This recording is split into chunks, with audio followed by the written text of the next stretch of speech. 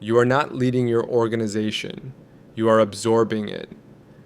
The standard explanation is that decisions flow upward because they should.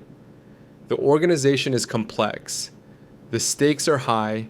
Senior judgment is required. This is the story most executives tell themselves, because the alternative is harder to accept.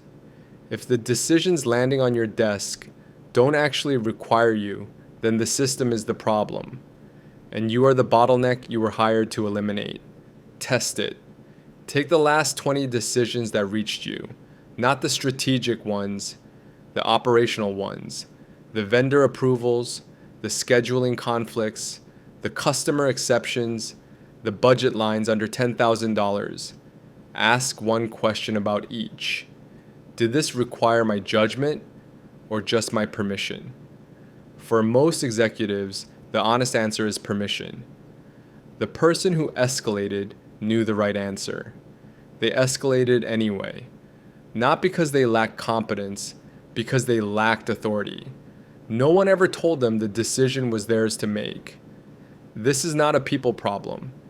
It is an authority problem with a specific mechanism. When an organization is formed, authority is concentrated. The founder, the general manager, the CEO decides everything because there is no one else.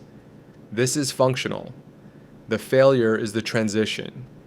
As the organization grows, the leader delegates tasks, but not authority.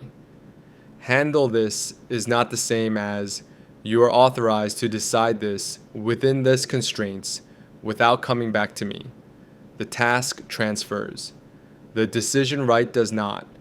Staff learn quickly, not from a policy, from consequences. Acting without explicit approval carries risk. Not because the decision was wrong, but because deciding without permission was unsanctioned. The rational career move becomes escalate everything. This is authority collapse. Decision rights were never distributed, they were assumed. And assumed authority, under any real pressure, reverts to the highest ranking person available. The cost is not just the leader's time. It is organizational velocity. Every decision waiting in a senior leader's queue is a tax on the entire system's throughput. Downstream work stalls, teams idle, timelines extend, not because execution failed, but because a decision sat in an inbox for 2 days that should have been resolved in 5 minutes by the person closest to the information, and it compounds.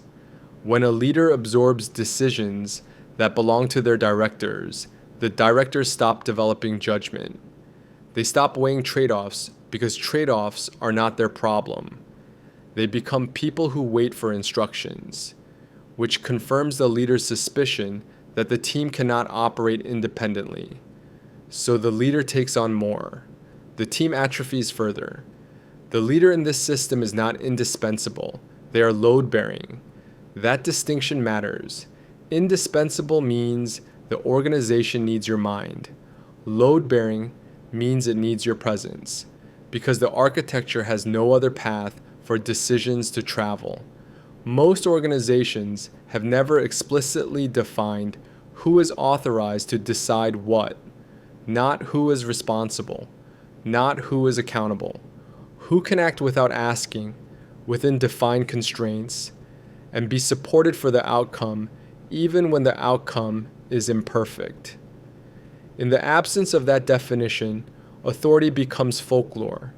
It is inferred from tenure, from title, from the last time someone was corrected for overstepping. It is not written. It is not taught. It is absorbed through trial and error, with error carrying disproportionate consequences. The result is an organization structurally dependent on one person's availability. That is not leadership. It is a single point of failure with an executive title. Authority doesn't organize itself. It is either designed or it collapses. Most organizations have never designed it. They inherited it from the previous leader, modified it through informal precedent, and enforced it through culture rather than structure. This is not a leadership problem. It is an architecture problem, and architecture can be redesigned.